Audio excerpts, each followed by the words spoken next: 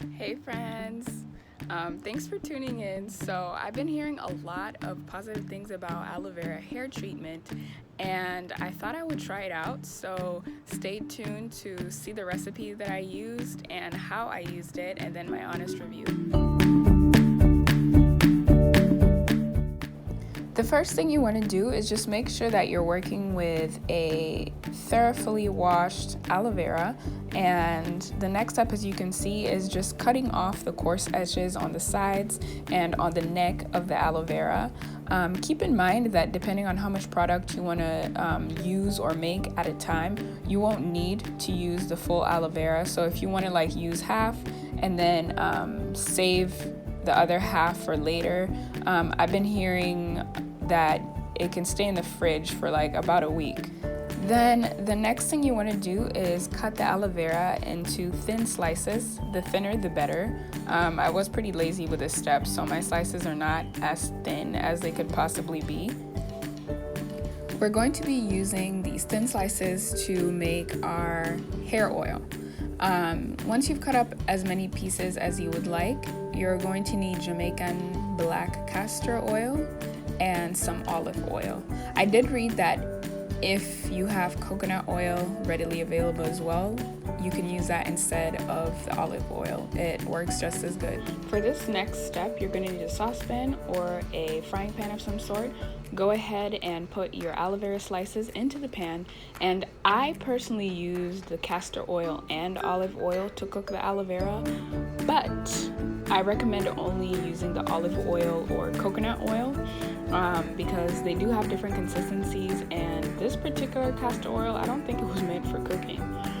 So if you're confused about measurements, just put enough olive oil in the pan that the aloe vera slices are not submerged, but there are no empty spaces or holes in the pan.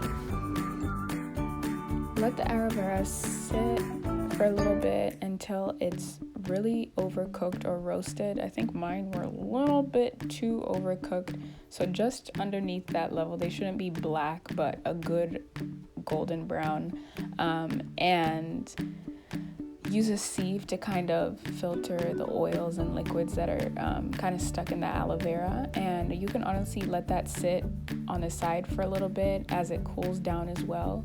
And when you're ready, go ahead and move the mixture into a container like the spray bottle I got from Walmart in the travel section for less than $1, and add 10 to 20 drops of essential oil for scent.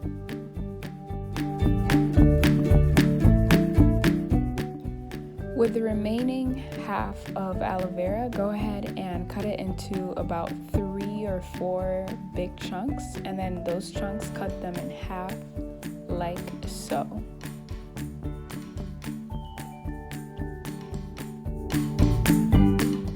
So I found that the best way to get most or all of the meat out was to cut horizontal and vertical lines, and then kind of use the knife to scoop out the meat.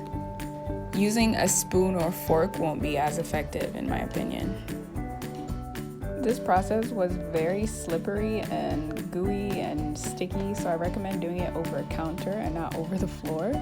And then once you've scooped out all the meat, go ahead and throw it in a blender and just let it blend until it is liquefied.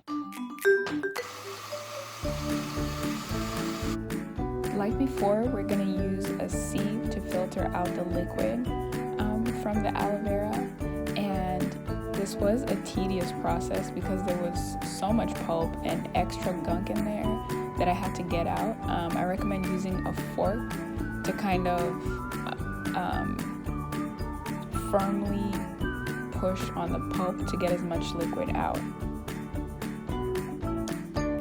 Okay, so my honest review, I really like the oil that I made.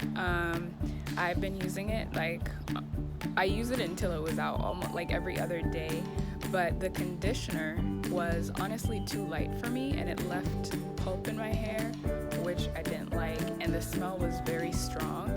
So if you're into really light leave-in conditioners, to me it just felt like I was just pouring water in my hair and letting it sit for 30-40 minutes. So I recommend the oil for sure, but I personally would rather just buy my own leave-in conditioner. But yeah, let me know if you try it.